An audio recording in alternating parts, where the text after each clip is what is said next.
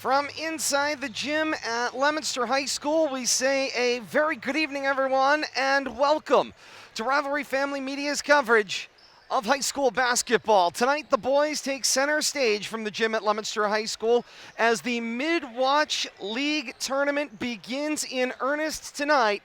We will have your coverage of Section A of that tournament, as tonight in the opening round, Leominster, the top seed in the Midland Wachusett League Tournament, will play host to the 8th seed Westborough Rangers. It's Blue Devils and Rangers coming up at the top of the hour. Senior night also here inside the gym at Leominster High School. We'll have your senior night festivities for you as well. How did these teams end up where we are tonight? An excellent question. There's a look at the bracket. You see where the action has begun. Pair them top and bottom. Winners tonight advance on to a semifinal round on Wednesday. Losers will also advance to play one another in consolation games scheduled for Wednesday that will be part of the regular season as well. You can see on the same side of that bracket the 1-8 matchup of Leominster and Westborough tonight.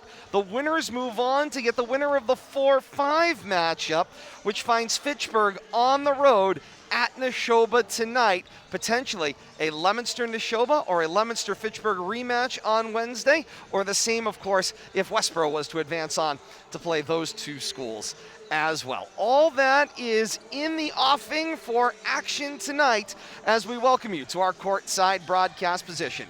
Todd Robbins alongside Bill Thomas and Kate Robbins, and great to have you along with us tonight on Facebook Live here on RFM. Another great evening of basketball on tap. So what is this Midland Wachusett League Tournament you speak of, Todd? You haven't mentioned a Midland Wachusett League Tournament all year long. Well, let me tell you what the Midland Wachusett League Tournament is.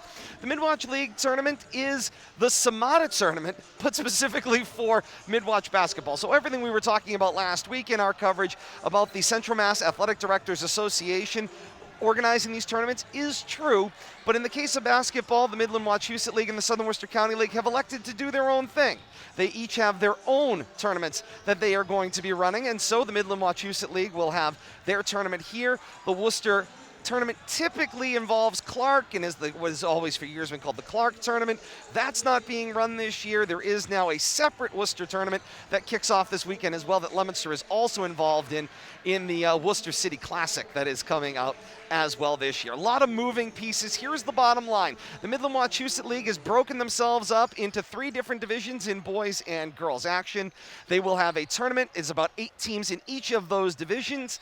They will have regular season action. Technically, it is an in-season tournament, as we discussed. So these games all count toward the power points and the teams attempting to qualify toward their statewide playoff ranking. That's the overall goal for the schools that are competing here. But you are also able to compete and win a Midland Wachusett League tournament crown as well as part of this action tonight. Leominster comes in 11-2 as the top seed. Westborough, the 8th seed, 2-14. They've had a couple of tough runs during this year. 8 straight losses back to December the 23rd and running all the way through to January the 18th. They then picked up a victory, their second of the year, on the road at Oakmont by a 66-58 score on January the 21st. And then since then, at home against Groton Dunstable, stand corrected on that. And then 4 straight losses from there, including their most recent loss, a tough one on senior night by a 62-60 score at home. So certainly they've shown all the ability to be competitive on the basketball floor, and they start a very young lineup, does this Westborough team. 2 freshmen, 2 sophomores, and a junior.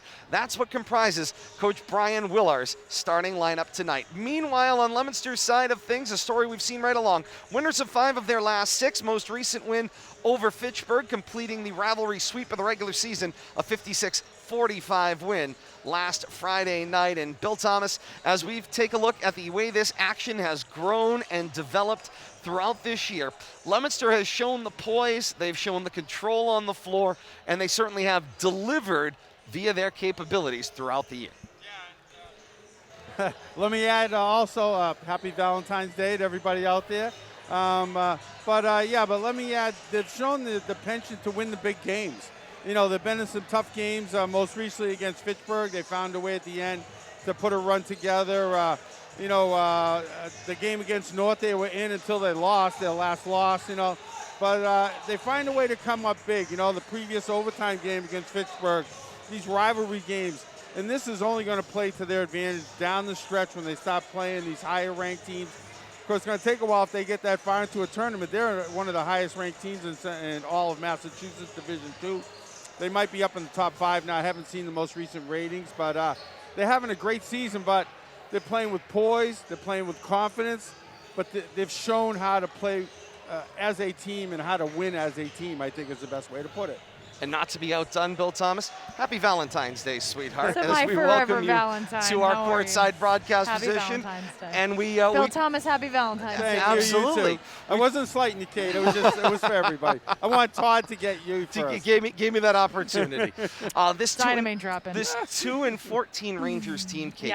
Yes. It's an uphill climb certainly to consider where they are statewide. Chances are that's not something you can have.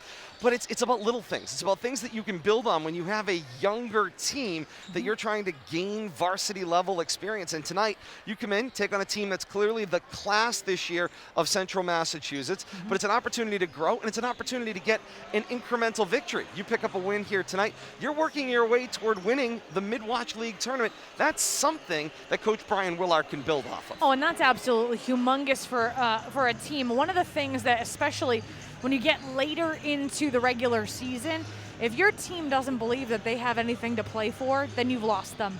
And at 2-14, that can be a very slippery slope for most teams. Having an in-season tournament like this is kind of a jolt of fresh air or a jolt of energy for this Rangers team, because all of a sudden the slate is wiped clean. Yes, you're going up against the top seed in Central in the Midwatch, but everything right now is even. Everybody's 0-0 going into this tournament, and so you can play spoiler. You can, do all sorts of things. You can prove to the rest of the Midwatch, hey, listen, our record might not be indicative of the level of basketball that we're playing, right now.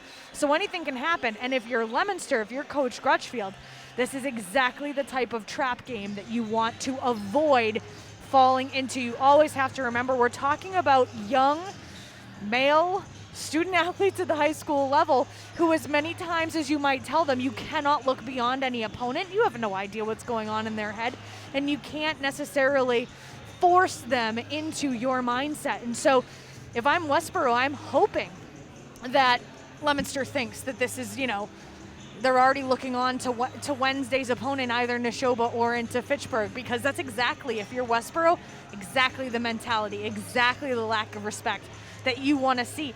And that's something that, having gone into other areas, gone on the road to higher seed teams, even in my own, brief coaching experience, that as soon as you get off the bus, that as soon as you go into somebody's arena, how another team is taking you, if they're actually taking you seriously, or if they've already predetermined, we're good and we're moving on.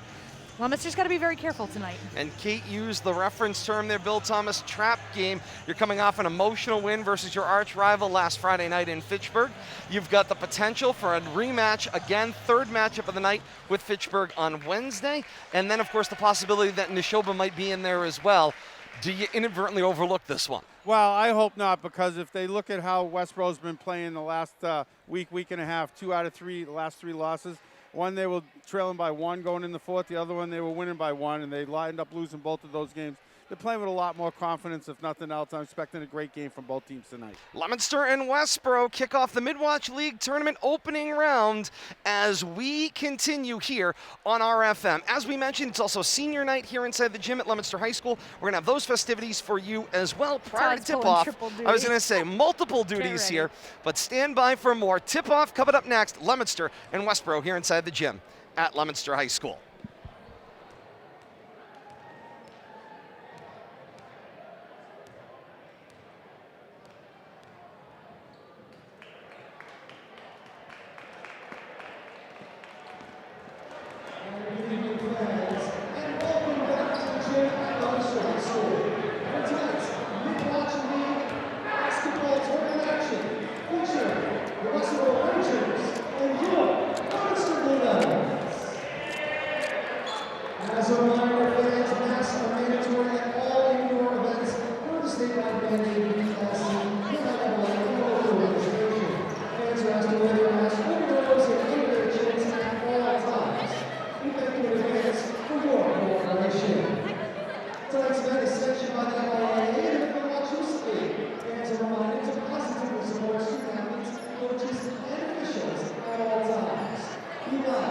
Be proud. Be positive. And now, fans, please join us as we honor our tremendous seniors who have capped off their careers by winning the Midland Wachusett regular season league championship, qualifying for districts, and demonstrating to all of us that perseverance and hard work truly pay off. Please welcome our seniors, beginning first with Warren Asias. Warren has been a valued member of Leominster Boys Basketball for his entire career. Warren has tirelessly worked his way up through the ranks and is a great example of how hard work and dedication can result in individual and team success. Warren has provided strong defense and talented scoring throughout his senior year. Warren is joined by his parents, Bruce Asias and John Asias, as well as Abdul Asias. Warren has applied to Worcester State and the College of the Holy Cross, and would love to continue his basketball career in the world. Senior Warren Asias. Our next senior, Alex Moisen.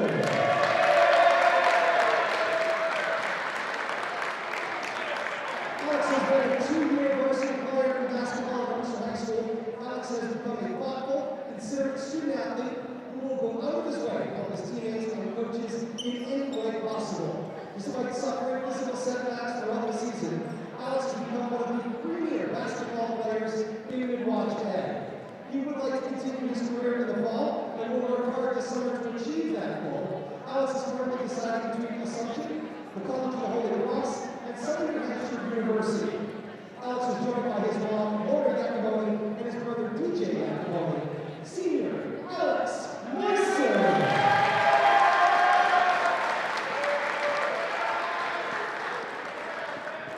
And our senior, Kevin Viola.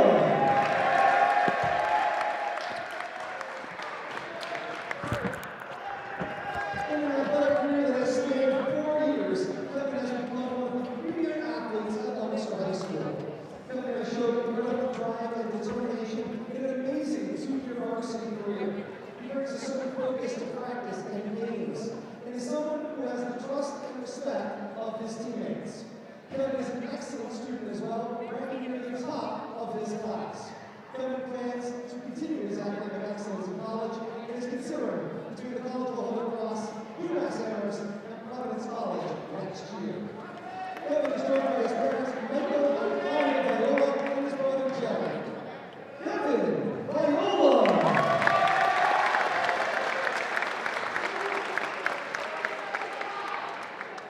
Once again, on behalf of all of Leominster High School athletics, we thank you, seniors, for your special contributions to the LHS community.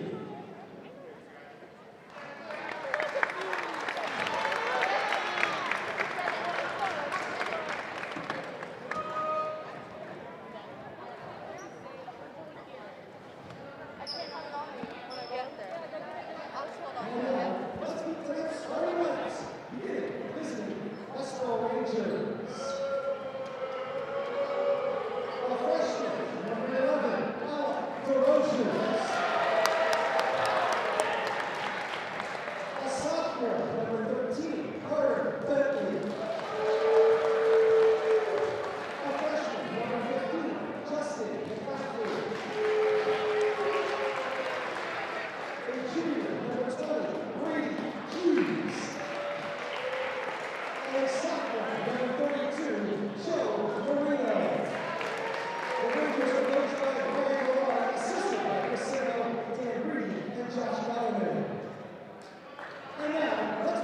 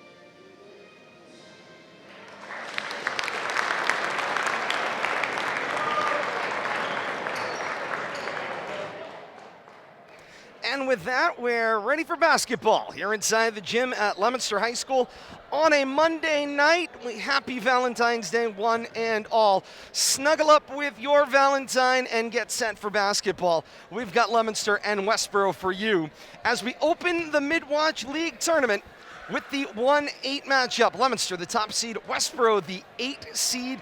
Winners advance on to play the 4-5 winner, Neshoba and Fitchburg, going on just up Route 117. We'll keep an eye out on that.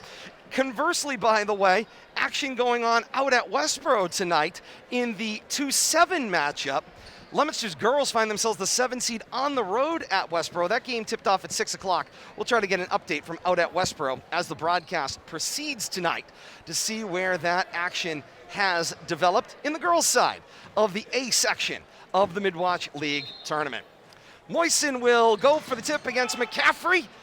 Moisen will win the tip, and Leominster controls and go left to right here in quarter number 1.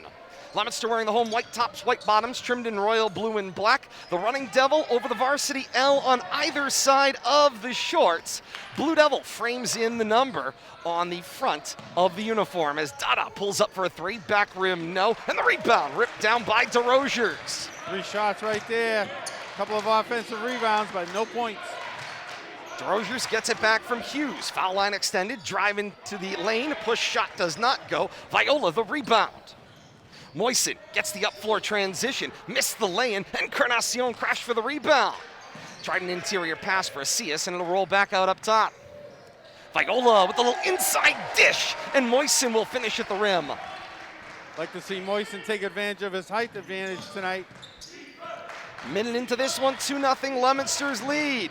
The quick drive up floor, Hughes wastes no time, leveling the score at 2-all. Nice job right there, slashing the lane for the defense had a chance to get set. Showing no fear thus far, Bill Thomas. Be aggressive early and, maybe you can keep it on the roll. Viola gets an open look at 3, back rim no, tapped rebound, finds its way to Marino. Early action here for the Blue Devils, not wasting a lot of time on the perimeter. They're driving that paint immediately. They have the size advantage. Little crossover for Bentley, the lefty, back rim no. Long rebound, run down by Moisen.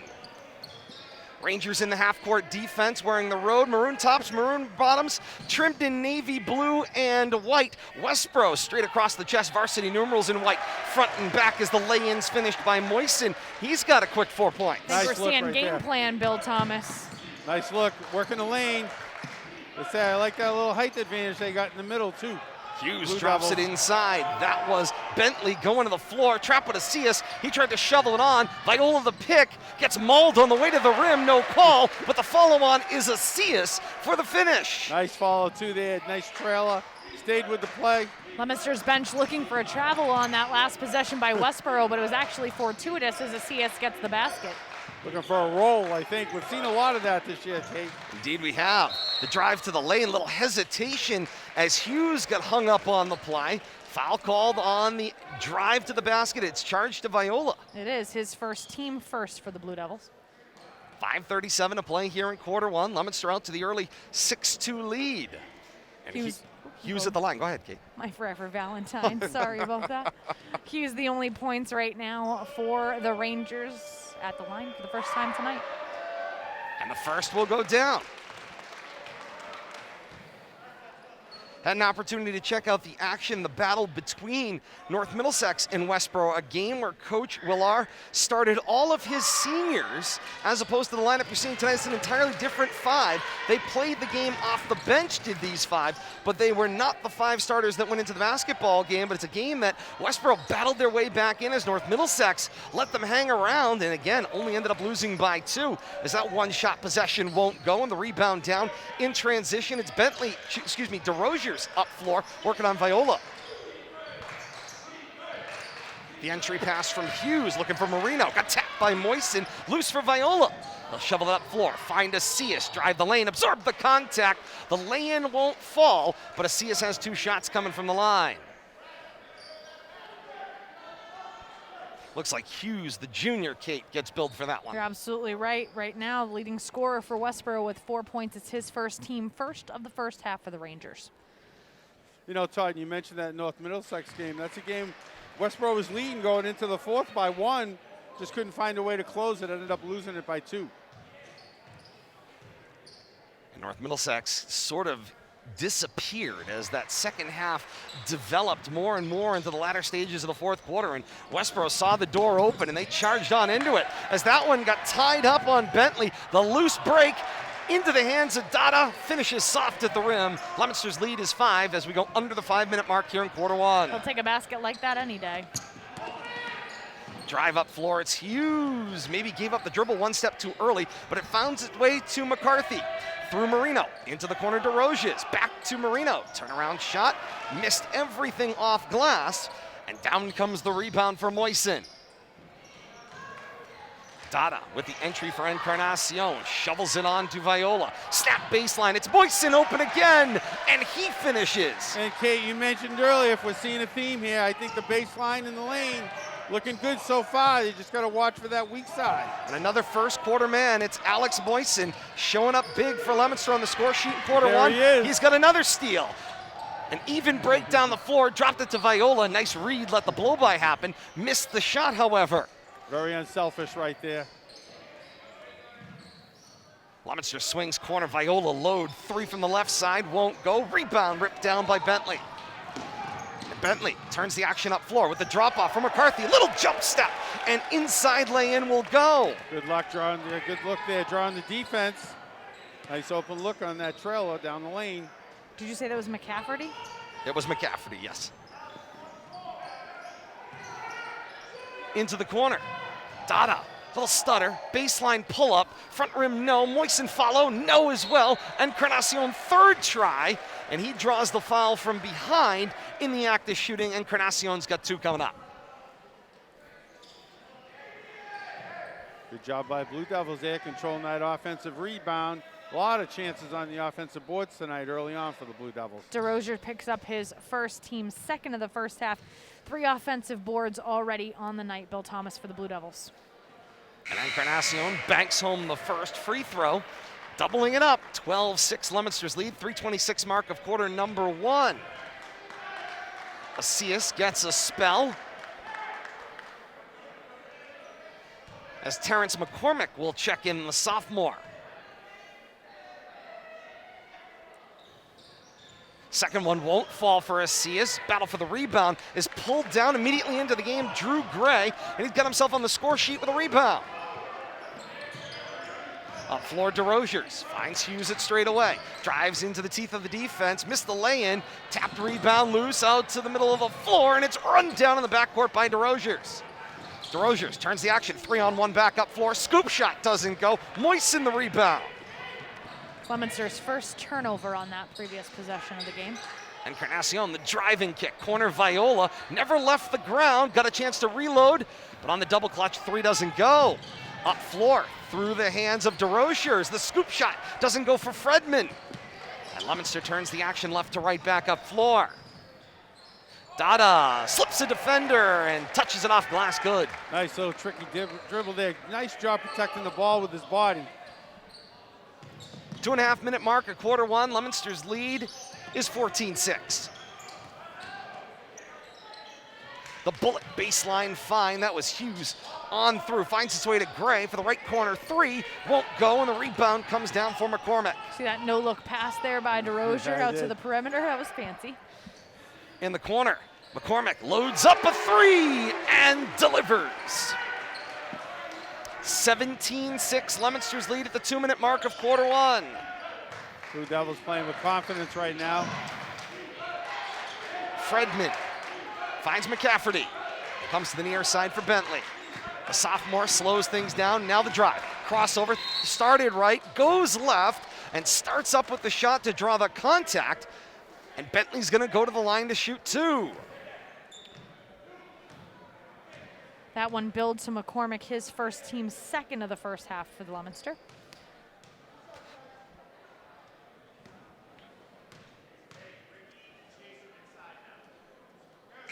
Bentley's first will fall. And the lead is 10 for Leominster. Viola will get a spell as Chase Hawes checks in for his first action tonight. That one won't go off the side rim. Tap for the rebound. It's Moisten who comes down with it. Alex having a very good first quarter here, all over the court on both ends. Moisten gets the load from Dada, short of the mark, caught the underside of the netting. That's a clean rebound. That's not Alex's game, though. Indeed it is not. Braden into the game, fires up a three and delivers, and cuts Westborough back into this Leominster lead at 17-10. Part of the issue was he had the hot hand from the perimeter a few nights ago against Fitchburg, so he sees the look and he wants to take it. He did, I think, 4-3 first quarter threes. The difficulty, though, the game plan is clearly Bill Thomas, obviously running that baseline because they have the height advantage, they have the interior advantage, but you can see every time Moisten sees that look from the perimeter, it's just too pretty to let go by. His eyes get big. His eyes get big, and then obviously he hit 12 points in a row in the first quarter against Fitchburg from behind the three-point arc. That's not going to happen every game, and with the amount of advantage you have here, you got to take it. Carr newly into the game, and he adds a three of his own. Put Leominster back to that 10-point lead. 50 seconds left here in quarter number one. A little token full court here. And McCormick, as they trade offensive players, the drive stays inside. It's Fredman. Fredman with a nice bounce feed for McCafferty, and the soft touch at the rim. Nice job, gets everybody looking on the baseline. Somebody slashes from the key. Dada in the front court. About a 3-second differential, shot clock to game clock. Dada having a quiet first quarter tonight. Carr through Encarnacion for Haas, runs into a brick wall known as Gray, sling it back out to McCormick, three on the left, doesn't go. Encarnacion slaps it back long, and Leominster gets a reload. Shot clock off, 10 seconds left in the quarter. Stripped from behind by Larkin. Out to McCormick, now 3 seconds. Dada bounces baseline. Haas, the up and under move, lays it in at the buzzer. And Chase Haas is on the score sheet in the waning moments of quarter number one.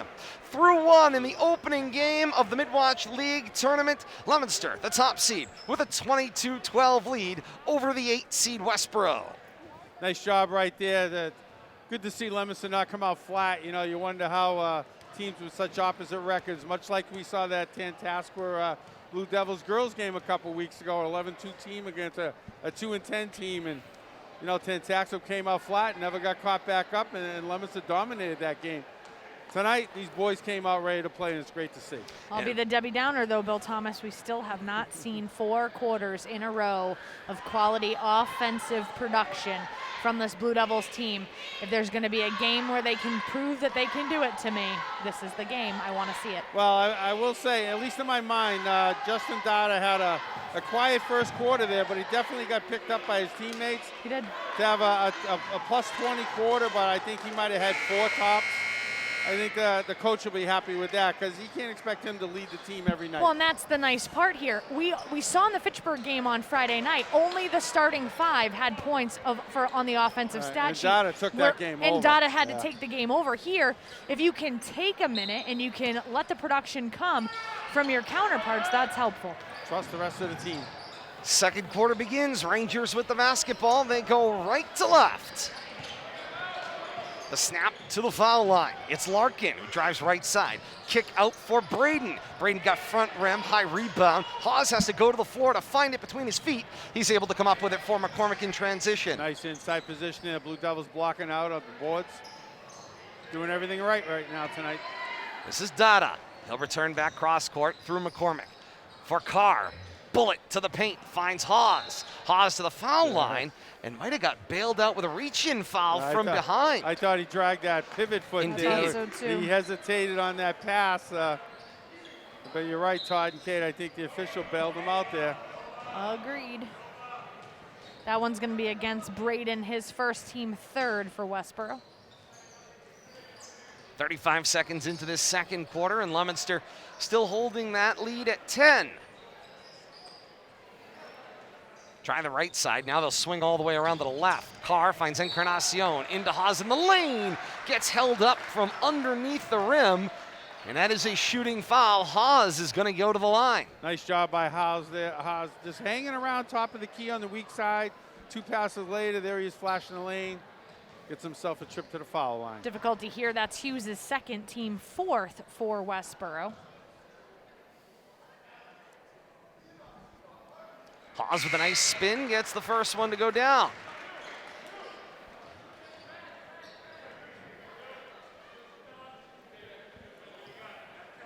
Coach Willar makes a couple of changes during this stoppage in play.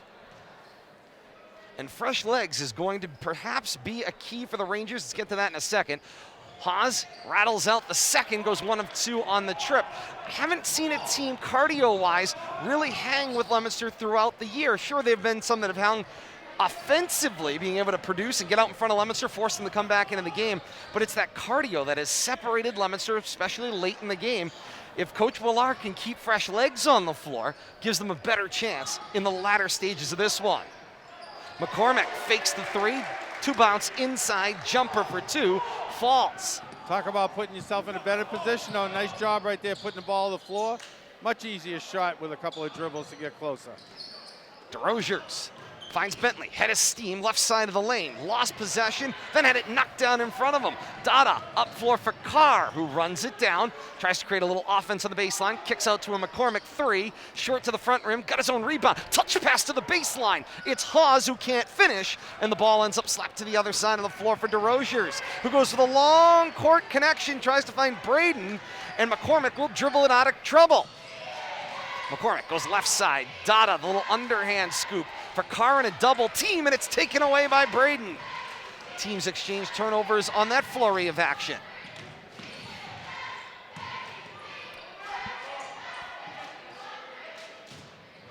Braden for McCafferty. Foul line drive, tries the right side this time, got hung up, stayed with it, faked inside, rolled back to the out, and hit the fade in. Good did McCafferty. Nice job right there, a little fade away.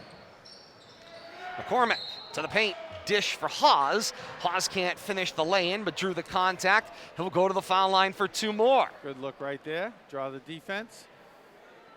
Foul starting to add up on the Westborough side. They are. That's Larkin's first, but team 5th for the Rangers.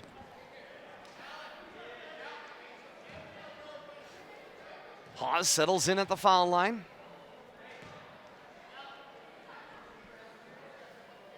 And the first one will not fall. Hawes sporting what can only be described as the mango kicks tonight. It's like a mango sorbet built on us. I like it. It's kind of like, like an orange sherbet. Yeah, pale, real pale. Yeah. Creamsicle? You want to go creamsicle? That's Got a little bit of a white there. All right. I see where you're going with that. When I came up with that's what I was thinking, actually, creamsicle. Second one won't go in that opportunity either. Battle for the rebound, ends up out of play. Last touched against Leominster. Rangers get the basketball. 5:33 to play here in quarter 2. 25-14 Leominster's lead. And the inbound is for DeRozier's. Sporting the Bumblebee high tops tonight. Like that look. Drop it to the baseline, find Marino. First opportunity doesn't go. Stick with perseverance for the lay-in goes. Nice job breaking the press there and then finding the opening. Encarnacion, a wild hook shot, won't fall, and McCafferty got the uncontested rebound. Tell you, Ricky's doing everything except finding a way to get the ball through the hoop. DeRozier's set up a McCafferty drive. Push shot doesn't go. McCafferty, another opportunity. He will follow on and get it to go. The Devils bouncing the ball off their fingertips there, ends up in a Rangers' hand. Things right now a little chaotic on both ends of the floor for the Blue Devils. I agree. Under the 5-minute mark here in quarter 2, 25-18 as Westborough continues to stick in this basketball game and reduce the Leominster advantage. Encarnacion finds Dada, who was off balance and ends up losing the ball out of play. And it was all by his own volition, Kate. I think you're right.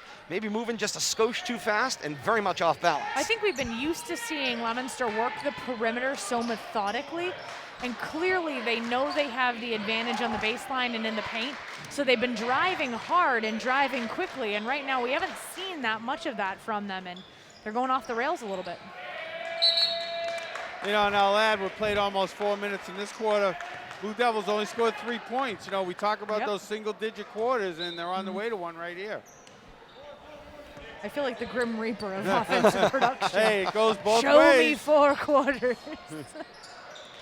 They play it, we call it. That's right. Moisen sets a screen for Dada, rolls off, gets the feedback. Moisen to the rim, finishes the lay-in. Work inside, draw the defense, get that easy shot. Halfway through the second frame, 27-18 Leominster's lead. And Kate, another big first quarter for Alex Moisen now has stretched into the second. 8 points so far for him. Marino had the bounce shot opportunity, did not go. Another rebound for him on the defensive end. 16 rebounds so far in the half for the Blue Devils. And that is a far better clip than they've had in recent games. That one gets deflected on. McCafferty ends up with the basketball. For Bentley, throws up a shot as he falls away to the left side. Scraped the rim, it won't go. Back down floor comes the battle. McCormick with the reverse will get it to go. I always wonder how often that works, but when it works, it's pretty. That's a Indeed pretty, it is. pretty It is baseline drive under the basket, a little wrist spin. Absolutely, Kate. It's not a high percentage opportunity, Kate, but you're right. When it goes, it's absolutely beautiful. 3:05 to play here in the second. DeRochers cues up Braden. 3 doesn't go. Long rebound right into the hands of McCormick. Rebound number 18 of the half. McCormick drives the lane. He realizes he didn't have the basketball. Whoops-a-daisy. Lost out of play, and the ball is going to go back to the Rangers. 2:52 to play here in the second quarter. 29-18 Leominster's lead. Fouls 5-2, 5 against Westborough, 2 against Leominster to this point. Alternate possession on a tie-up would favor Leominster.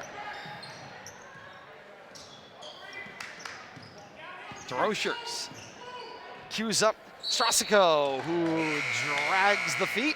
How old is DeRochers? What grade is The he? ball will go back the other way. DeRochers is a freshman, Kate. My God. Him and McCafferty are the 2 DeRochers freshmen on the floor. And McCafferty, when they are seniors, they are going to have so much varsity playing experience.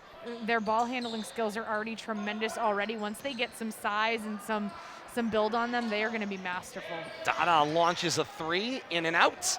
Acias the rebound, cues up Viola. That one doesn't go. And the rebound battle, same team. Dribbling out with it was Bentley. Up floor, this is a McCafferty 3. Does not go. Tap battle for the rebound. Ends up in the hands of Marino. He's not able to finish on the doorstep, and Dada's got the rebound.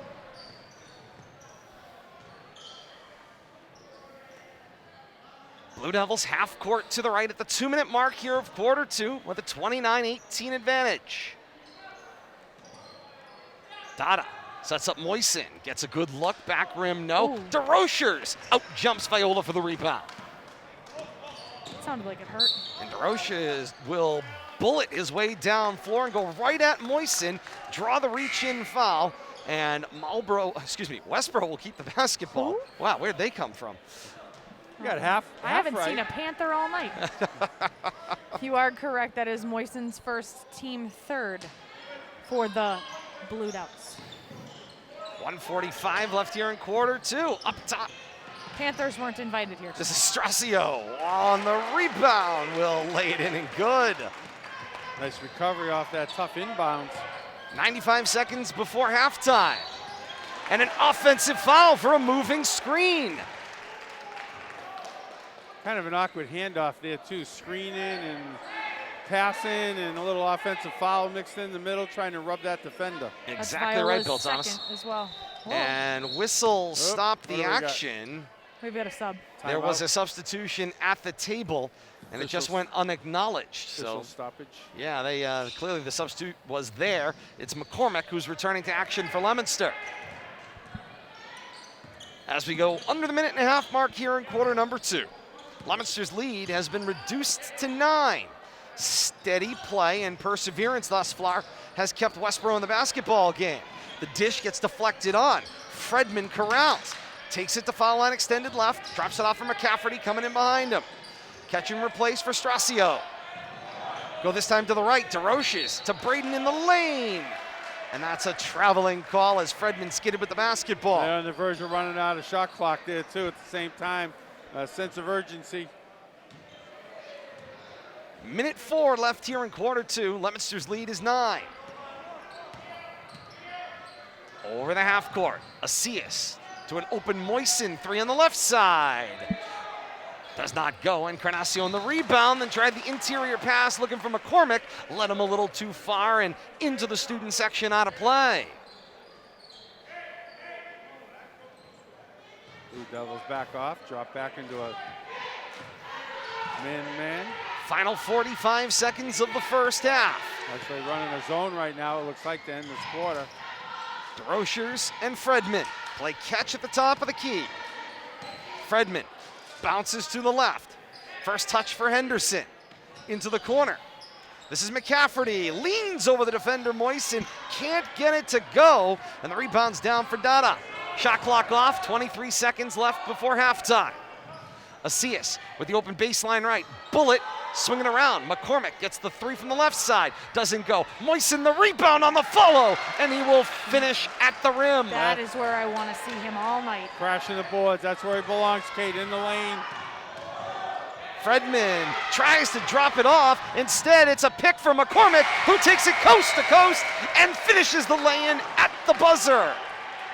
That's a statement way to end the half right there, stealing a drop in as the horn sound. From a 9-point lead with a minute left to a 13-point lead at halftime. It's top seed Leominster 33, 8 seed Westborough 20 in the opening round of the Midland Wachusett League Tournament. Westborough found a way to hang around, 7 to 10 points there most of that second quarter, but killed a couple of steals right there, quick 4 to 6 points. And you know, we talked about a 3-point quarter, and all of a sudden Blue Devils found a way to turn it into an 11-point quarter, found some way to turn that into a positive. There's still plenty to build on, though, at this point in time. We've been kind of chronicling it throughout, and this is going to be one of those circumstances where, of course, Coach Crutchfield's going to be looking at this going, okay, you know, you look at your schedule coming up here. Sure, you know, maybe tonight breaks your way. We'll give you that. Okay, but then you've got a Neshoba-Fitchburg team coming up on Wednesday. You've got one of the teams coming from the other side of the bracket in a potential game after that. And in between all of that, you've got a really strong Doherty team that you've got to start the Worcester Classic with coming up on Saturday to queue up that tournament. There is a lot of really great basketball left, Bill Thomas, and we kind of talked about it a week ago. This is going to be a very truncated timetable for a lot of basketball, not just for Leominster, but for a lot of teams across central Massachusetts. Yeah, I think most teams have been playing 1 to 2 games a week. We're talking 3 games a week as we finish out February, probably working our way to the playoffs, these tournaments that are tossed in there. Regular season's winding down, but it's only going to get busier. Indeed it will. Halftime score here from the gym at Leominster High School. Blue Devils 33 and Rangers 20. We'll step aside. Back in a moment with Kate's first half stats, plus a preview of upcoming action and some scores available around the region. All that as we continue here with our coverage of the Midland Wachusett League Tournament right here on RFM.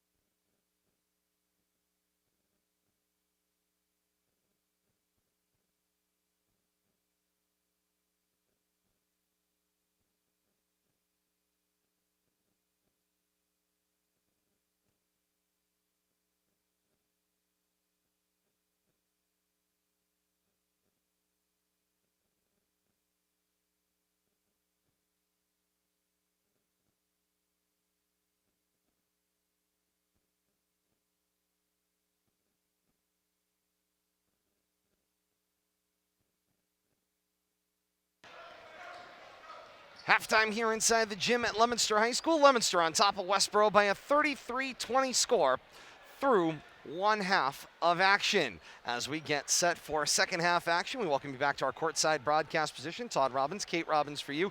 Kate will have your first half stats coming up for this one, but a couple of scores we've got for you. First, we go out to Westborough. Johanna DiCarlo, athletic director, tweeting a 45-32 Westborough win over Leominster in the 2-7 matchup of the Midland Wachusett League Tournament on the girls' side of things. So Westborough, the 2 seed in the girls' Section A group, will advance on to the semifinals coming up on Wednesday with a 45-32 win over Leominster in girls basketball action tonight. On the boys' side of things, in the Section A grouping, Fitchburg through one quarter. Athletic director Tanya Rich reports a 14-6 Fitchburg lead over Westborough. That's a 5 over a 4 through one quarter in and at Neshoba tonight. So we'll keep an eye on that action. Winner of that one gets the winner of this one coming up on Wednesday at the site of the higher seed in the semifinal round of the Midland Wachusett League Tournament. 33-20 Leominster on top of Westborough at the half. Kate Robbins, what does the first half stat say to you? It says, turn on your mic, girl. There we go. All right, let's first take a look at the Westborough Rangers side of the ball. Obviously, the 13-point deficit is the major item, but let's take a look at team totals first. 16 rebounds, 1 steal, 9 turnovers. They shot 3 of 3 from the line as a team. Individual notable statistics, Braden in the first half, 3 points, Bentley with 1, Strosio with 2, McCafferty, the freshman, with 8 points, and Hughes with 4 points of his own. Now if we take a look at the Blue Devils side of the ball, the numbers certainly falling their way.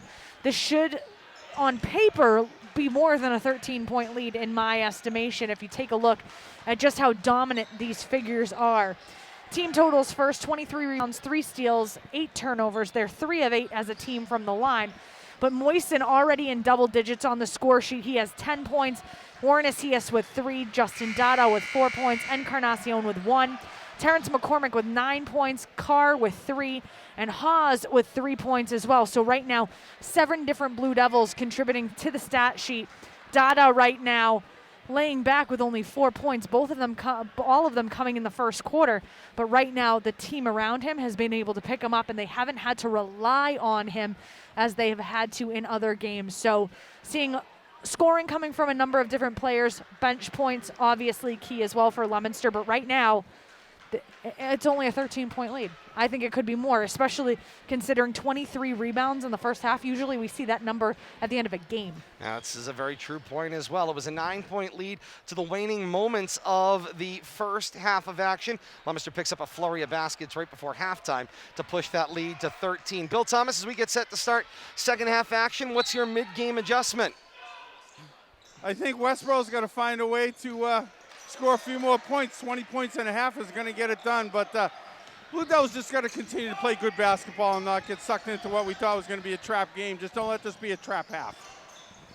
Leominster will go right to left here in the second half of action as Moisen gets an open look at a 3. Missed, but Asias the rebound, reloads Viola this time. Missed that as well, and here's the rebound.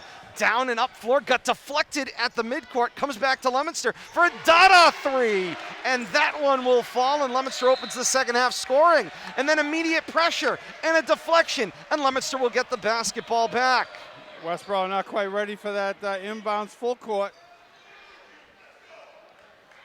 7:26 to play here in the third quarter. Traffic cop going on right now. Yeah, I was going to say, the official having to work the baseline here, trying to move the bodies around. Far too many people on that baseline. You don't realize how tight this gym can be until all of a sudden you have people trying to move around in the middle of play. Indeed. And then it feels real tight. 7:10 to play here in quarter 3. 36-20 is Leominster's lead. They've got the basketball and a 2-for-1 opportunity here in the opening possession. Dada gets the setup from Moisen. Floats that one in as well, and it's 38-20. Now all of a sudden, Dada's got 9 points. I was going to say, you read my mind, Kay. I missed the halftime stats. He was at 4. He had 4 at the half. And now all of a sudden he's got 9. Another. I knew he had a quiet half. Sorry about that, guys. Another quick turnover inside on that next inbound, and it has forced a timeout taken by Coach Brian Willar. First of the basketball game at the 6:54 mark of the third quarter, and Leominster's lead having swollen to a 38-20 advantage. Westborough come out a little disjointed. Indeed, they did. And they have certainly paid for it. And they've been in a difficult situation. Got a chance, like I said, to watch that Westborough North Middlesex game and conversation among their broadcast team, talking a little bit about personnel that they have and personnel that they don't have, as the situation may be. And one of them, it's one Tabish Hussein, who wears number 1 or would wear number 1. He was set to be kind of the senior leader of this team, the real senior leadership, senior starter, and unfortunately an ACL injury right before the first game of the season. And so these Rangers have played without the services of Tabish Hussein throughout this campaign, and perhaps, one more senior leader. But suppose if you're Coach Willar, one of the things, of course, about teaching that perseverance there, got a couple of freshmen in there who, as Kate, you pointed out in the first half, are going to grow. Insane amounts of varsity minutes for some of these youngsters in here. I mean, you call them youngsters, but just physically, if you take a look at them, the amount of growth that happens in the male body over the course of high school is unbelievable. Hughes with the strip. Drive down floor for McCafferty. Looks for the finish. He gets fouled, and McCafferty's going to go to the line to shoot 2. And Kate, I think a great example of that is Justin Dada. We've watched him mature, and he's he only didn't a look junior. like the same human. And from year to year, especially, from freshman to this year, he's really filled out his body. And, next year is just going to be able to build on that. Difficult news on that foul. That is Viola's 3rd, team first. And McCafferty rolls the first in. First points here in the second half for the Rangers. To your point about Dada, by the way, guys, we've been watching him grow for so long. I kind of thought this was senior year. Yeah, I know it. I mean, we've known throughout the basketball season it was just junior year, but in all seriousness, And then you did senior night, and you were like, hey, where's Justin? Sincerely thought, like, man, like, was this the 5-year plan? I mean, but no, as it turns out, just a junior. And well, again, and it's so rare much on fun to the watch boys' that development. side of things. It's so rare to have a 4-year varsity athlete. And there's the strong take to the lane again. And that combination of strength and touch, able to change in the air, get that shot from right to left, and bang it off the glass and in. If you were to look at historically at girls versus boys, like 12-letter athletes or 4-year varsity athletes, you're going to find a lot more girls than boys on that list. Dada, another steal, scoop, and score. And Leominster's lead is all of a sudden ballooned to 20 at 42-22. Dada's got 9 points in this quarter. You think he had a little talking with himself in the locker room at the half? I think so. I don't think our coaches need to wake him up. He knew the half he had. Not able to finish the 3. Dada, once again, the coast-to-coast lay-in will go. 5:24 to play here in the third quarter. Leominster's lead is 22. Into the corner. The step up for McCafferty. The jumper doesn't go from the left wing. Rebound for Asias, and he outlets up floor for McCormick. McCormick calls out a play. Hands to Dada. Gets the screen.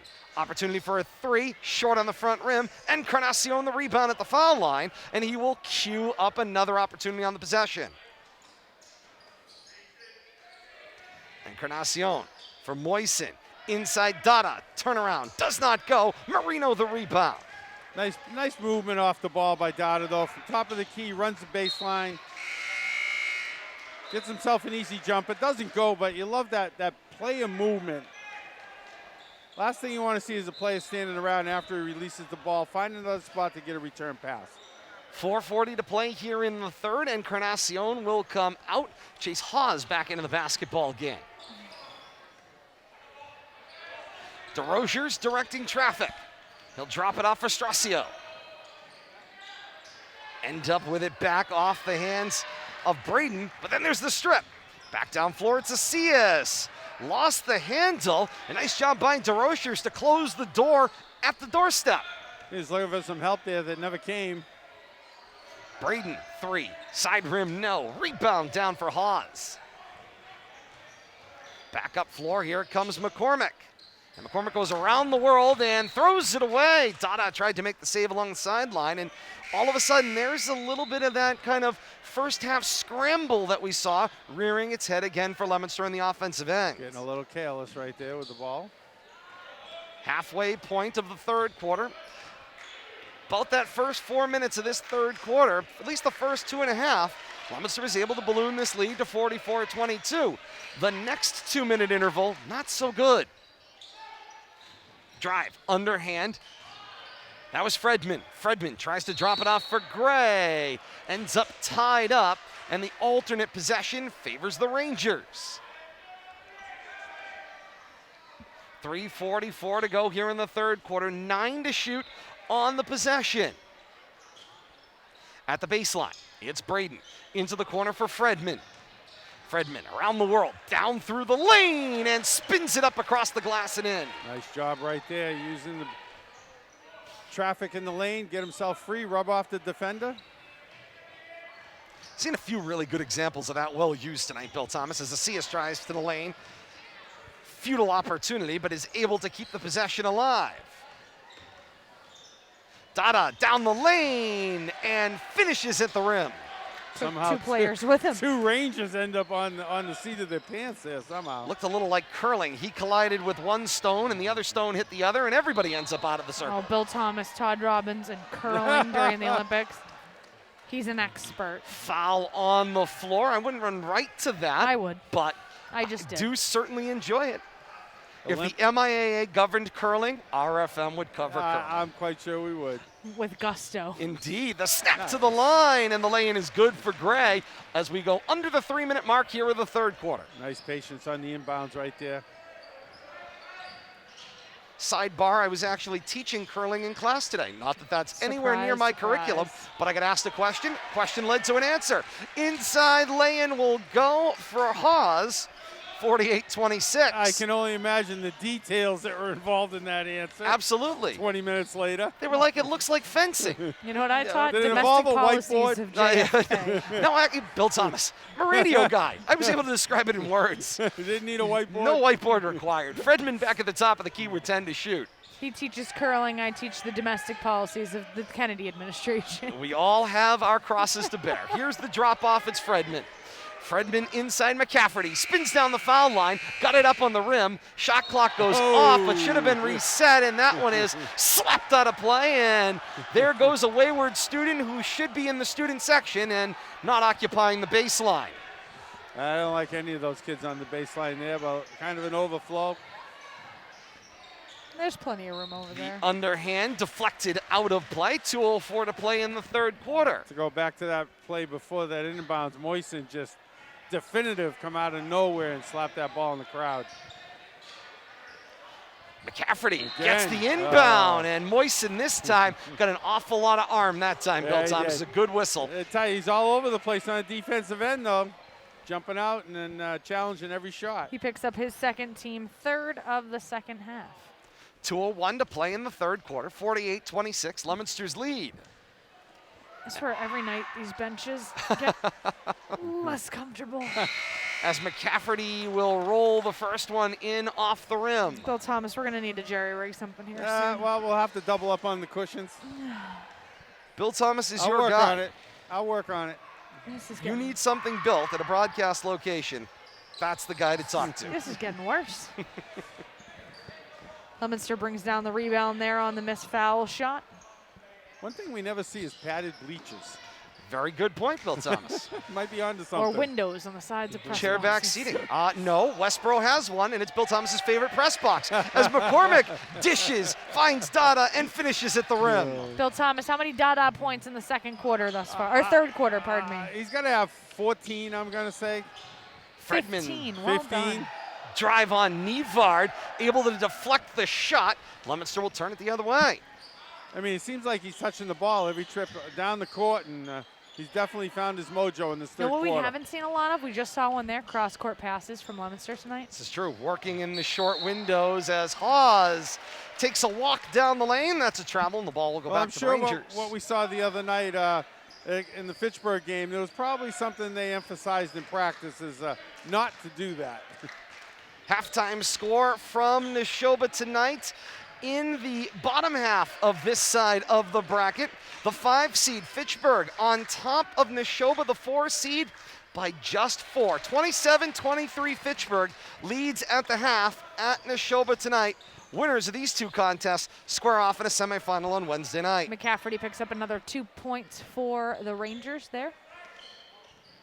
Final 45 seconds of the third quarter.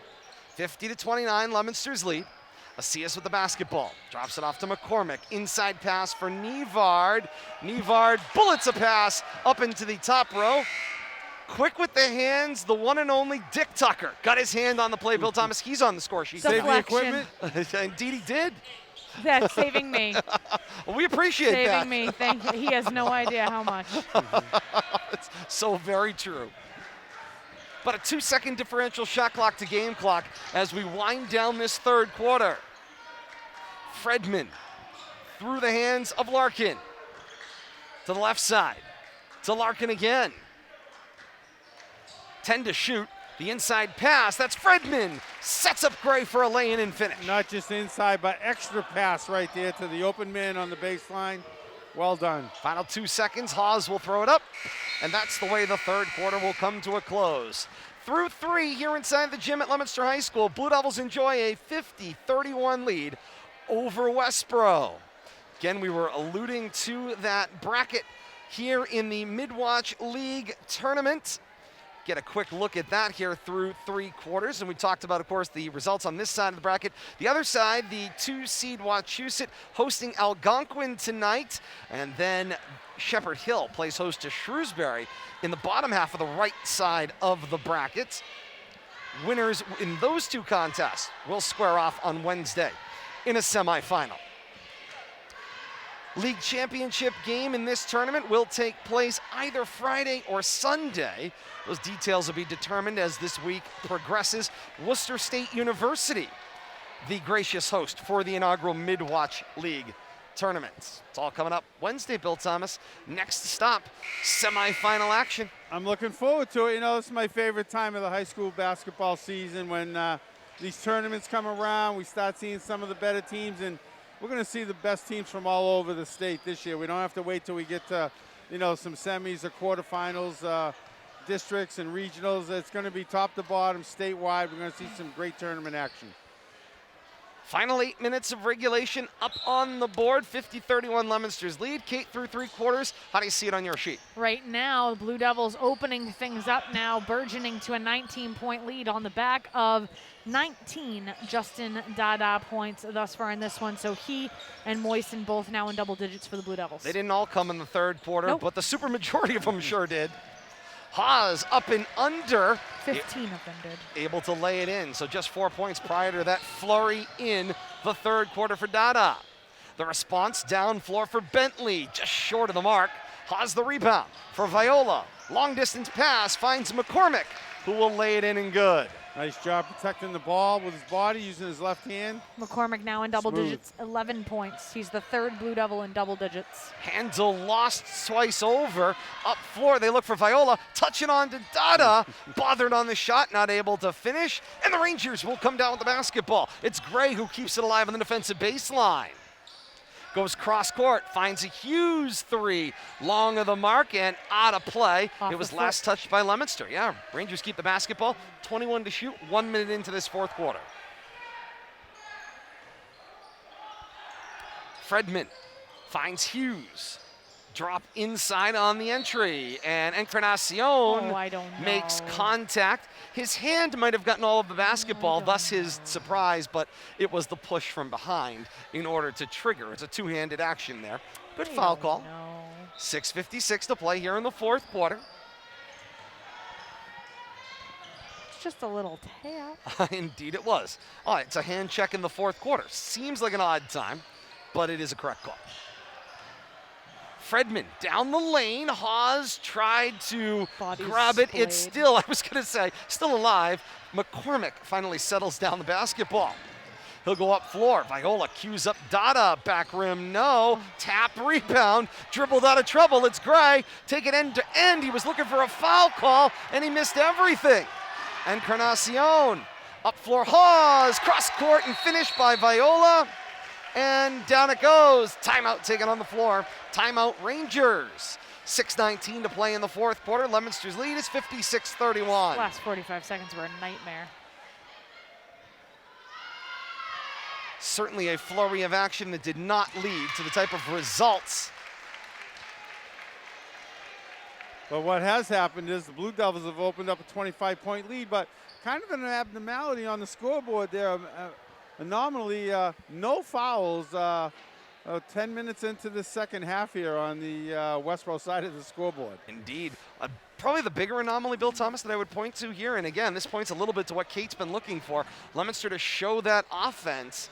Leominster is creeping up on 60, a fact that they have not often visited throughout this year. They did have 82 in a win versus Algonquin, but that's one of few trips above 61 against Neshoba in a win. The game we saw here on RFM. But, you know, Kate and Todd, they're consistently in the 50s, and that's going to win you your share of ball games. Looking at Westborough's record, consistently in the 40s. I think I did some math. They've only been over 55 times in 15 games, and you know, you got to find a way to find your way into the 50s consistently at the high school level. Fredman gave up the dribble in the right wing, found Marino, and then got it right back at the top of the key. Fredman the drive for Marino, cycle it back to McCafferty, takes it to the foul line, lost it, put it in the hands of Strasio. Strasio slides down the right side of the lane, and over the top of the rim it goes. Viola the rebound and in transition for Leominster. 5:45 to play here in the fourth quarter. Hawes sets up Moisen, gets a look at it, and finishes with a three. He's been waiting for that look all night. Got it, and you could tell, Kate, it was perfect systematic. Receive, set, and right up into the shot. He felt that one all the way. Braden, driving kick for Fredman. Inside Marino, right back to Fredman. Jumper back rim, no, and Carnacion the rebound. Ricky using his reach. Up floor, Moisen throws a little shoulder shiver. Not able to finish at the rim, but does draw a foul, and Moisen will go to the line to shoot two. Hey, There's it's your your senior foul, night. Bill That's it. Go for it. He got arms and legs going in every direction there, but getting the job done. McCafferty picks up his team first of the second half for the Rangers. And Moisen's first will go down, bringing Leominster into that 60 mark at 60-31. He's got 14 on the night, 14 points that is. Not a bad senior night. Peeking ahead here, a thought of a third meeting of Leominster and Fitchburg coming up this Wednesday certainly has got to at least tickle the fancy of folks that are involved in this tournament. It's going to draw a lot of attention. It would be a game that would be hosted here at the gym at Leominster High School. And Bill Thomas, it was a standing room packed crowd the last time these two teams played at the tail end of January. Yeah, I think Kate was at Studio B that She night. was. Gave us a little extra room here. Guess at where Press I'll Row. be on Wednesday. She's already booked her reservation at Studio B I'm if that was guessing to she has. transpire as well. Marino Nice inside, yeah, and unable to finish with Strasio. You know what that means, Bill Thomas? Snacks, blankets, but most importantly, snacks. I think we need a studio cam. I was going to say, No, we don't. Keep you honest. 4:35 to play in the fourth. It'll be me snoring on the couch. Hey, your stats Oh, were right nice there look. as They were. Carr finds the- Moisen. That's the way to Playing run good. the baseline and dribble with your head up and watch for that cutter right there. You're What right. a My job. stats were spot on that night. Indeed they were. You had the opportunity to see the play and see the play again. The rebound comes down for Moisen. 4:10 to play here in the fourth quarter. 63-31 Leominster's lead. Leominster out rebounding 3-1 right now in the second half. All of a sudden I saw another wayward did too. basketball. I was like, where's as Moisen that? throws up the shot, rolls out. Battle for the rebound is out of play off Carr, and it's Westborough basketball. It's a couple of youngsters over in the corner, Utes. futzing with the basketball. Those Yes. are Utes. Utes. What's that word? It's The two Utes. youths. That's right, youths, Your Honor. My cousin Vinny. A beauty, another movie reference. 3:55 to play here in the fourth. Braden gets the cue up from Fredman. Line drive, front rim, no. Battle for the rebound is pulled down by Moisen, who will hand off to Viola. Viola sets up Moisen. decides to pull it down, drive between two Rangers, missed the shot. Loose ball on the floor, in the paint, to the floor is Braden with the basketball, and he's called for the walk. Every in bone the in loose my ball. elbow just hurt. You heard that, huh? Every bone in my elbow just cried out in pain. Indeed. They pop right I up. think I would just shatter. At this point, I think if my body splayed like that, it would just be like fine like cri- glass, like fine crystal. Yeah. Just shatter. Viola from Moisen at the foul line. Doesn't go. Long rebound out to Viola. Viola takes his own shot. Also doesn't go. Fredman the rebound. Fredman up floor, bounce in the lane. McCafferty. You are very much out of bounds. Into the hands of Moisen, who is most definitely. Very you much. see the look he Out of looked down play. at It's his like- feet. That's a lot of blue. As soon as he caught That's the a ball, he's lot like, of blue. That's not going to work. I know I'm standing in the wrong That's spot. a lot of blue. He had general floor awareness. He was just aware he was out of play. He was in the girls' locker room. Indeed. You love the reaction, though. Guilty. Yeah, What do you I mean was I'm out of going- bounds? way too You fast. should have passed it right away. Like, whoop, I don't got it. I love it. Never touched it. Larkin looks for the baseline inbound. He goes all the way up top and finds Strasio. 3:10 mark of the fourth quarter, 63-31, Leominster's advantage. Into the lane, McCafferty, the discard. Keeps his presence about him and finishes the lay-in. He's got 15 tonight. You Matches said he was a jersey freshman? number. You're a liar. Indeed he is. You're That's lying right to my what face. the roster says. To my face, you lie. Never. Inside, the foul is whistled. Looks like Strasio is going to get called for a hold. Second for the Rangers, and that one is on Strasio. It is his first.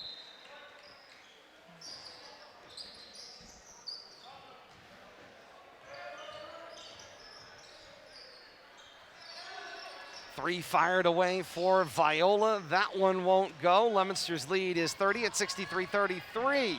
2.5 to play here in the fourth.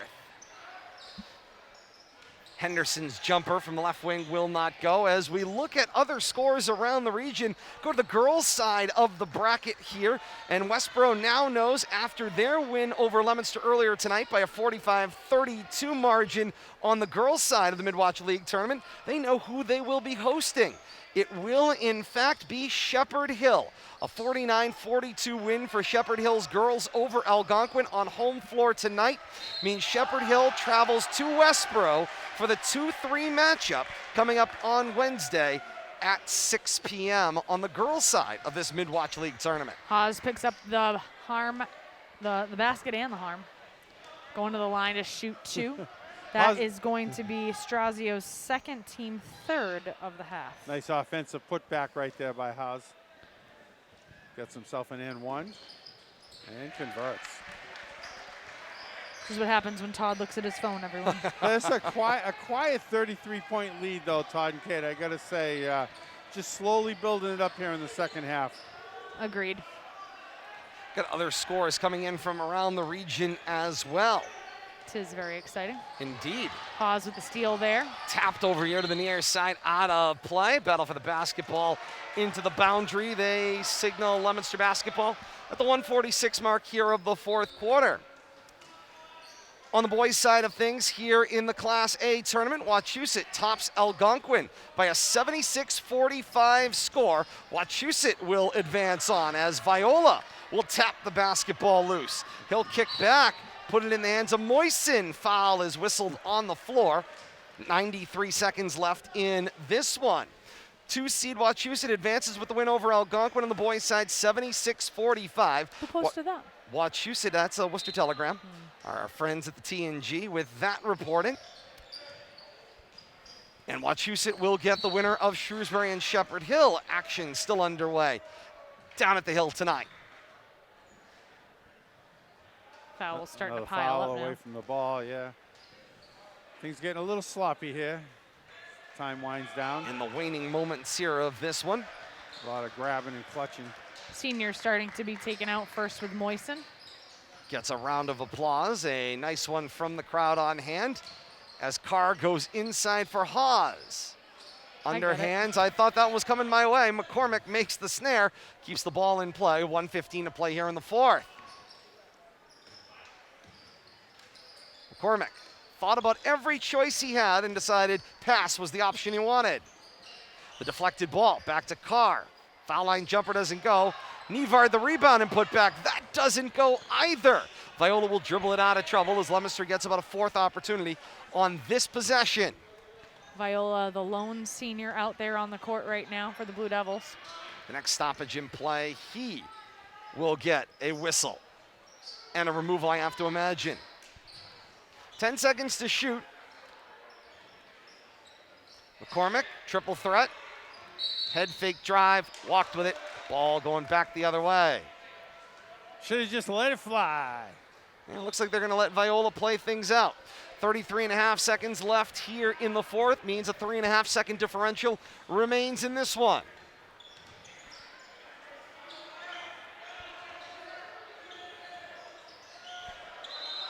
Deflected ball, possessed for a travel, and the ball will go back in the direction of Leominster. Shot clock off, 20.5 seconds left here in regulation.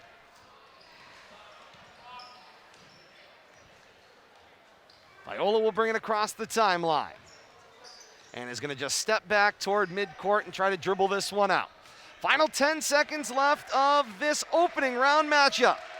Top seed Leominster will close out a 33-point win over the 8th seed Westborough, 66-33, the final here inside the gym at Leominster High School. A lot of show of respect right there, too. Kevin Viola knows his place, not looking to get some cheap points, but dribbling it out, looking for the official, and moving on. Nice win tonight. A game the Blue Devils should have won, did win, and made a statement in the process of doing it.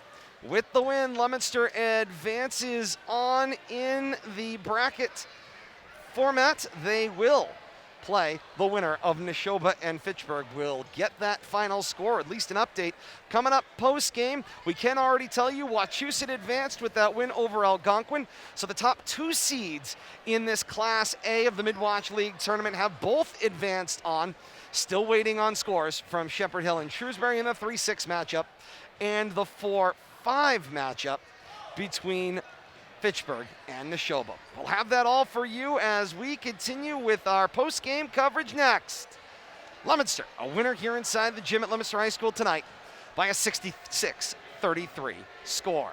A break and we're back with more. Leominster High School head coach Kevin Grutchfield joins us in our courtside broadcast position as we continue here on our FM. Stay with us. It's the Midwatch League Tournament right here on our FM.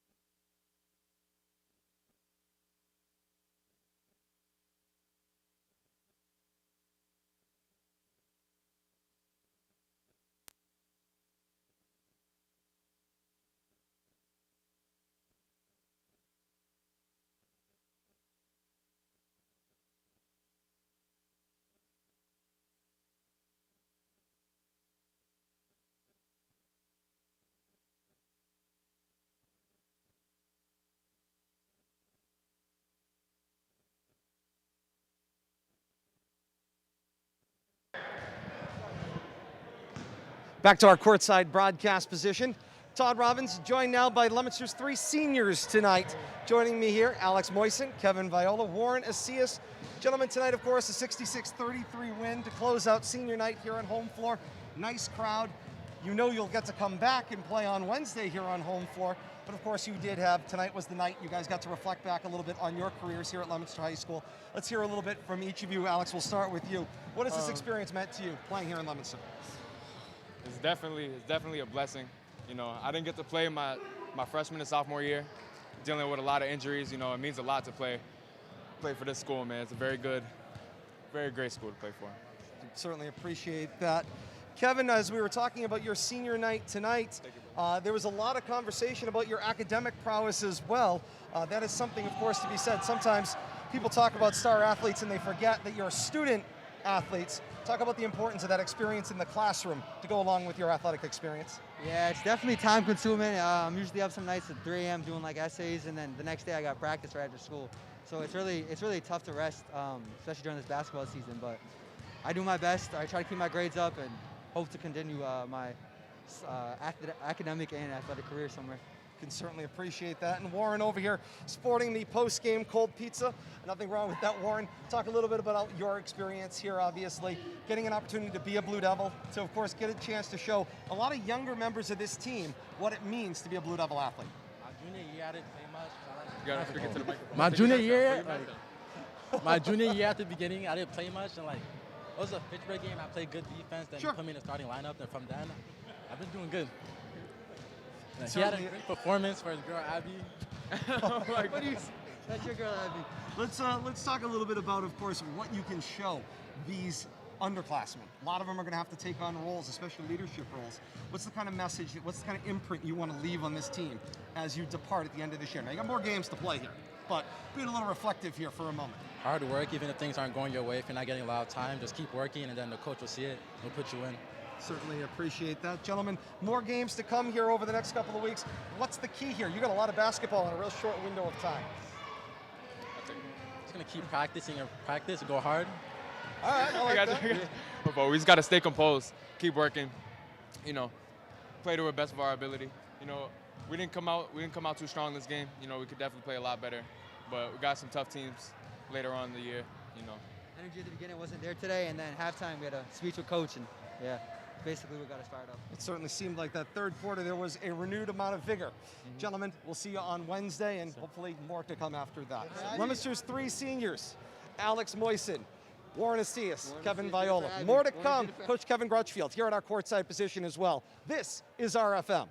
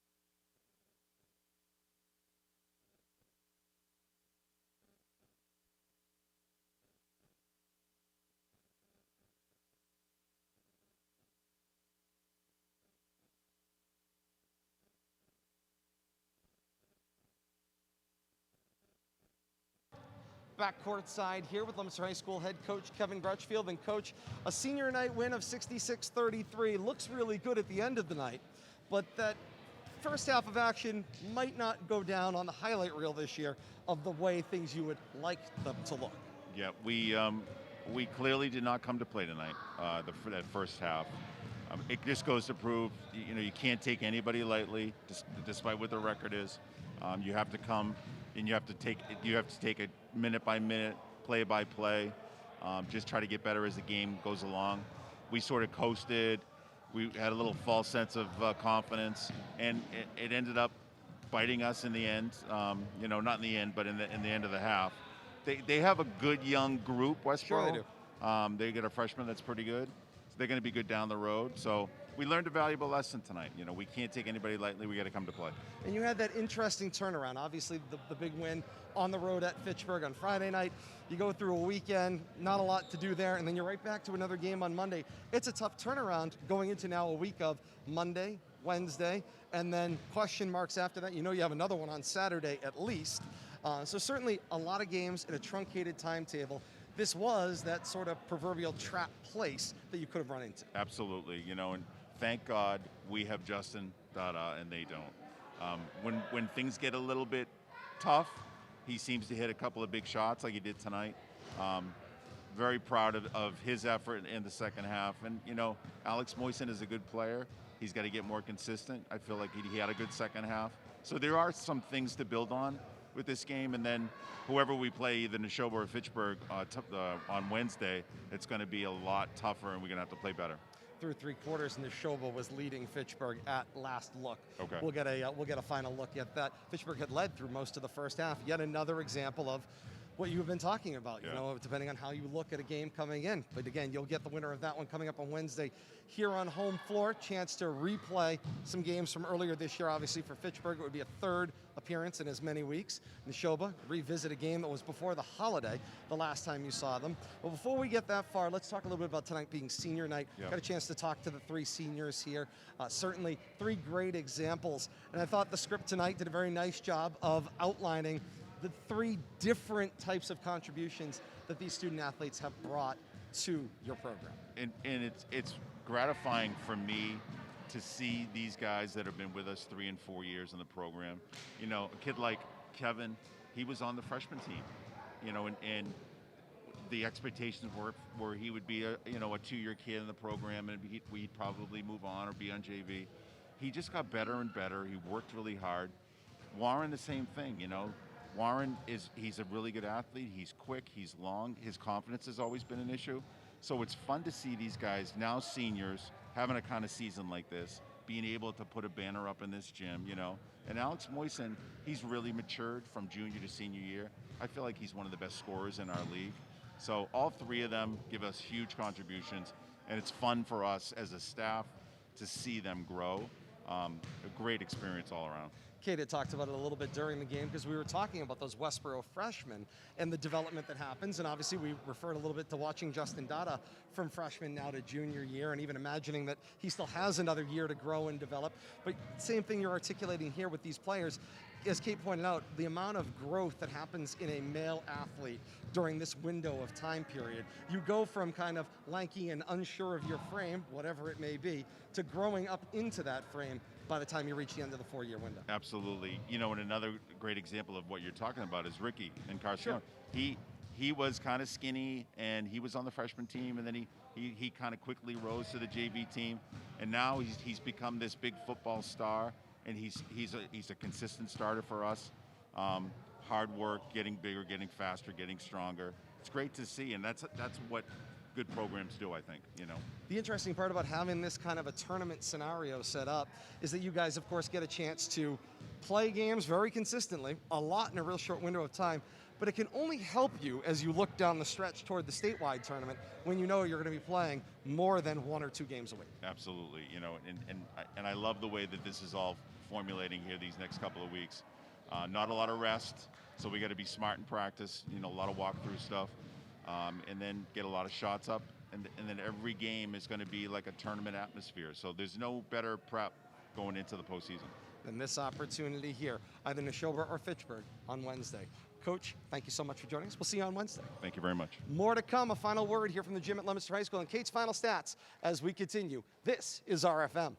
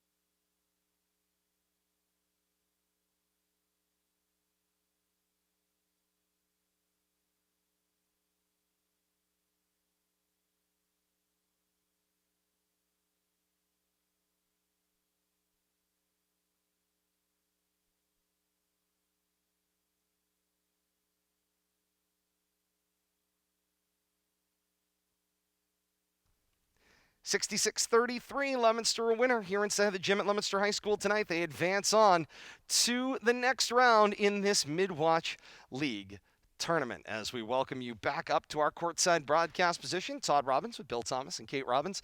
Great to have you along with us tonight and with us throughout this Mid-Wach League Tournament. We will be there for the game on Wednesday. Hopefully, we will have an answer for you as that third quarter came to a close. Neshoba got themselves on top of Fitchburg by a 46-35 score.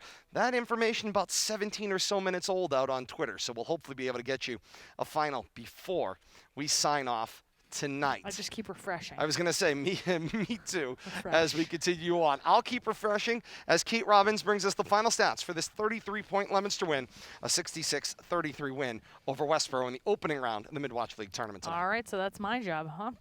All right, if we take a look, obviously, the big stat to note is the eventual 33-point victory Leominster over Westborough tonight. Let's start with the Rangers side of the ball. Team totals first: 24 rebounds, 2 steals, 18 turnovers. They shot 6 of 7 from the charity stripe. Individual notable statistics: Fredman ends his night with 2 points, Braden with 3, Bentley with 1, Strozio with 2, McCafferty, the freshman, 15 points on the night. He was 3 of 4 from the line. Hughes ends his night with 4, Gray with 4, and Marino ends his night with 2 points. If we take a look now at the Leominster Blue Devils side of things, first and foremost, team totals first: 45 rebounds, 4 steals, 16 turnovers for the Blue Devils. They shot 6 of 11 as a team from the line.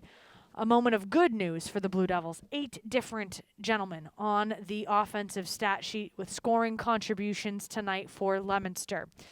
Viola ends his night with 2 points, Moisen with 17 points, Asias with 3, Dada with a team-high 19 points, 15 of those 19 coming in the third quarter alone. Encarnacion ends his night with 1, McCormick ends his night in double digits as well with 11, Carr ends his night with 3, and Hawes ends his night with 10. So that's right, Bill Thomas, you counted it. 4 separate Blue Devils in double digits on the stat sheet tonight for Leominster. And somebody needed to pick the pace up when Dada was struggling in the first half, for sure. You know, that short first half on points, you know, that result of not only Dada being off a little bit, but, you know, maybe the Blue Devils being a little tight. You know, a game they should win. Those are sometimes the toughest games you should play. You know, you don't want to play, you know, down to the other team's record because, you know, you all start off 0-0. And we've seen what can happen in these types of games. But nice job in the second half for sure. Did I hear you say Dada ended up with 19? Did he have 4 at the half? Did he go scoreless in the fourth quarter? He went scoreless in the second and fourth quarters. Second and so fourth in quarter, the first quarter, he got 4, 19 points in the third quarter, and then he just But Moisen really picked it up tonight. He had a good senior night, one to remember. And he was all over the court. And, Encarnacion doesn't get on the stat sheet much, but he's all over the court, especially a pain in the neck on the defensive end. Getting his share of boards and tap outs and helping to keep balls alive. And Kevin was Kevin running the point tonight. He does all those things too that don't show up on the stat board. But I'd have to put this one, and I'm going to stop singling people out right now because this is really a team win. I could go down because you see Dada throwing those 22s, 24s, 27s night after night after night, and it's nice to see the team can hang in there and not have to look to him. Right. And then wait for him to find his stroke, and that's what happened tonight. Indeed it did, and of course the team was able to build back in on it, and as we suspected, Coach gave a pretty stern conversation that came out of that tonight, in the sense that he challenged them. He challenged them because he knew they were capable of more, and frankly he knew they had to have more. I mean, tonight you're playing the 2-14 Westborough Rangers, and you probably knew as the game progressed you were likely going to come out on top, but if that's the attitude you take going into games, that is a dangerous, dangerous attitude to take going into a, basically win and survive and advance kind of tournament that, of course, this Midwatch tournament is, but is going to continue on for the weeks ahead as well. And any time they take a loss, if they were to have taken a loss to a team like Westborough, that would have been detrimental to that top 10 ranking in the statewide playoffs. So it's not as if you're just out here playing to try to get through the bracket and win this tournament setup, because every single one of these games, these points, that would not be what we would consider a quality loss for Leominster in the slightest. And right now they are sitting pretty in the top 10 across central Massachusetts in the statewide playoff system, and that would have just been just detrimental to them. And that is something you can do. You can help your situation here. You can also hurt your standing in the statewide playoffs with the results over the next couple of weeks. As well. Let's talk a little bit about these three seniors we got a chance to talk to here, at our courtside position. Got to learn a little bit more tonight, during the senior night introductions as well, just about the kinds of student athletes that they are. And Leominster is going to graduate those three and really leave a core of young players, juniors that are poised to come in and take on roles that have been making their contributions felt. They'll have a number of seniors next year. But, of course, a lot of it will revolve around Dada. But when you have seniors like this that have been a part of this program and really helped to challenge and set the groundwork, I think, for the program and continuing to move forward, and of course building on the 6 years Coach Crutchfield has been at the helm of this program, Bill Thomas, you're starting to see that growth and maturation process that happens in high school athletic programs. Yeah, and I think they've probably seen it most in Kevin Viola's ball handling skills. He's really become the field general out there, and taking charge on the court, bringing the ball up, helping to break the press. And that's probably going to be the biggest hole to fill, is to find somebody to run that point guard. Yeah, Justin has all kinds of ball handling skills, but you don't want him running the offense because he does his best work off ball. Getting that open three in the corner, running the baseline, crashing the boards. You don't want him standing around the top of the key being the guy who's orchestrating the offense. He's got to be part of the offense, an integral part of the offense, but you can't do that when you're trying to run the offense. So it'll be interesting to see, who they look to next year. Of course, we're getting way ahead of it. Of course. When you start filling holes and start, thinking about next year, it's never too early to start thinking about who's going to maybe get a few extra minutes now down the stretch, kind of get them a feel for running the team, get him some minutes, at the end of a half or the end of a quarter when you want to let Kevin maybe get a break, and see who you can go to as that second ball handler. But it's going to be important for them to find somebody to continue to grow through this program, to find somebody to be that court general. And you never miss the opportunity also to note just about the contributions they made to the program, whether it was as a student athlete, whether it was as a 2-year player, whether it was as a 4-year player, whatever their contribution was, it all helps to continue to keep this tradition moving forward and hopefully leaving the program a little better off than when you got there. Yeah, and same with Warren and with Alex. We've watched them guys grow, especially this year. Kevin's kind of grown into his role. Sure. But, Alex and Warren have really developed over the second half of the season.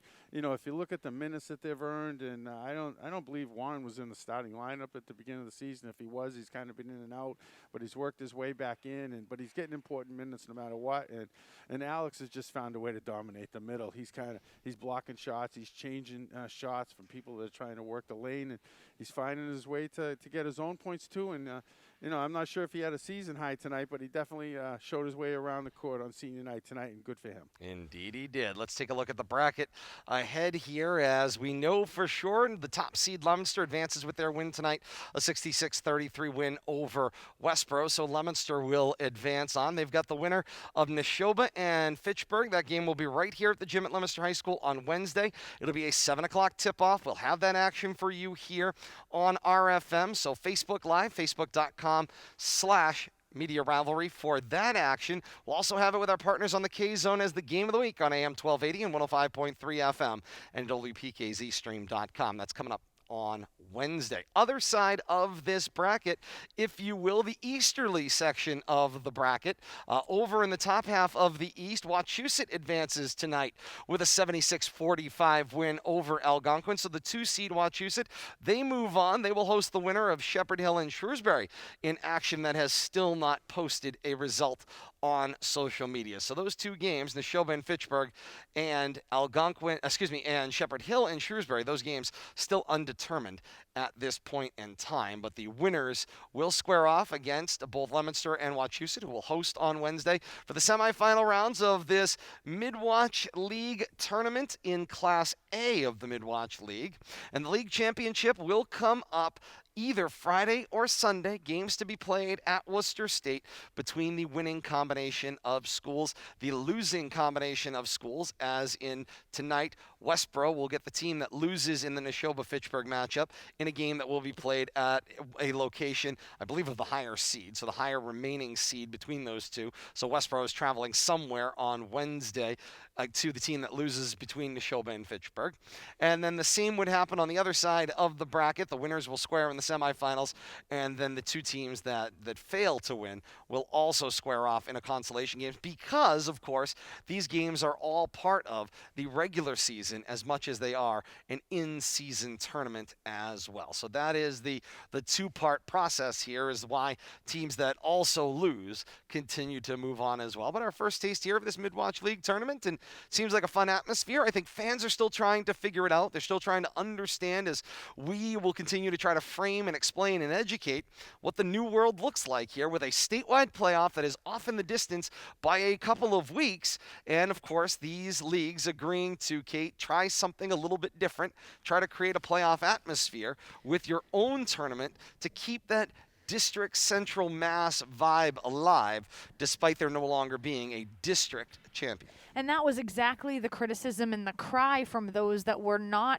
did not think favorably on the statewide playoff system, because you would absolutely and inevitably lose those geographical rivalries. They might not be blood feuds like Leominster-Fitchburg, but you're always going to get a good crowd for Leominster-Neshoba. You're always going to get a good crowd for St. John's-Leominster. You're always going to get a good crowd, for Shrewsbury-Neshoba or for, Shrewsbury-Fitchburg, because you're geographically, conjoined like twins, essentially.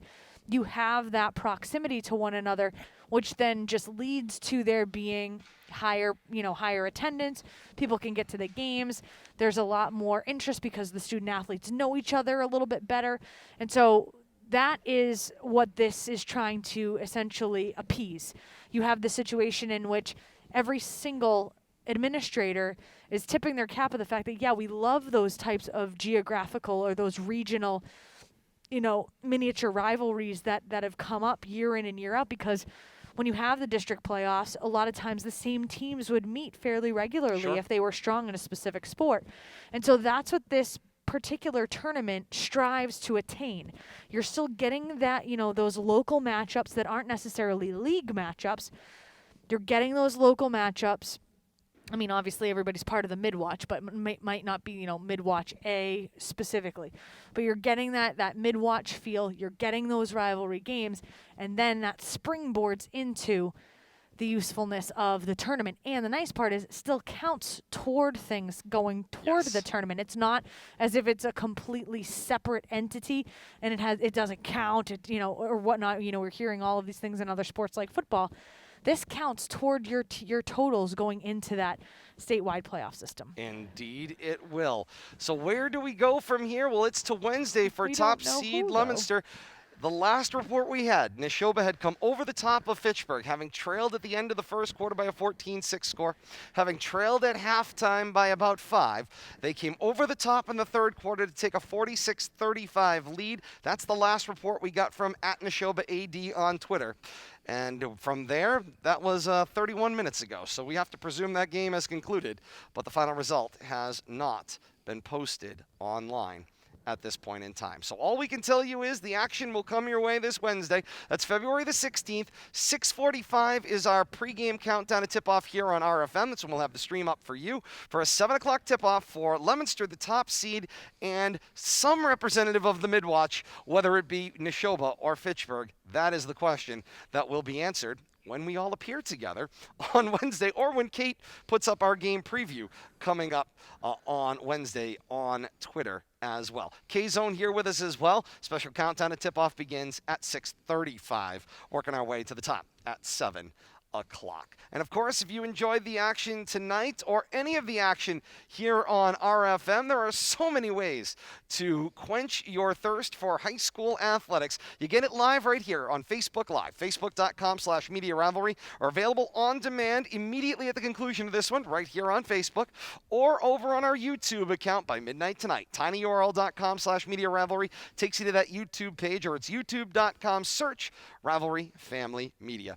Twitter updates, game previews, and more available on Twitter, along with some of the best reporting from across the region as we pull it all together into one Twitter account for you @Media Rivalry. In all those cases, a like, a follow, a subscribe to all today guarantees that when we post content, you will get a direct notification on your smart-enabled device. Please reach out and be a part of the action. Once again, final score here on the opening night of the Midwatch League Tournament here on RFM. Leominster, a winner on home floor. The top seed moves on with a 66-33 win over Westborough. For all of us here at RFM, for Bill Thomas and Kate Robbins, I am Todd Robbins, saying once again, happy Valentine's Day. Looking forward to talking to you again and bringing you great action and coverage coming up this Wednesday night. For all of us here at RFM, and until Wednesday night, so long, everybody.